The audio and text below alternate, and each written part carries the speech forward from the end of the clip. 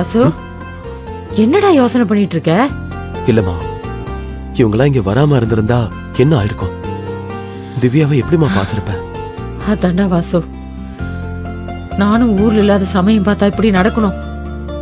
ஆனா கடவுள் எந்த காரணம் இல்லாம அவங்களோட நம்மள பழக விடல. ஆமாமா, நம்ம சூழ்நிலை புரிஞ்சுக்கிட்டு நடந்துக்கிட்டாங்க. இவங்களுக்கு எப்படி நன்றி சொல்றதுன்னே தெரியலம்மா. அம்மா, அடுத்து என்ன பண்ணணும்? 5வது நாள் தண்ணி ஊத்தணும். வெளியில இருக்கிற சொந்த பந்தங்களை எல்லாம் கூப்பிட்டு நம்ம வீட்டுல ஒரு ஃபங்க்ஷன் பண்ணணும். நம்மளுக்குன்னு யார் இருக்காங்க கூப்பிடுறதுக்கு? நாம தான் சொந்தம் வேணாம் பந்தம் வேணான்னு ஊரை விட்டு வந்ததுல இருந்து ஒரு நல்லது கெட்டதுக்கு போகாம ஒதுங்கியே இருந்துட்டோமே. காசு பணம் இருந்தோம் உறவுன்னு சொல்லிக்க ஒருத்தரும் இல்லாத அனாதையா தானே இருக்கோம்.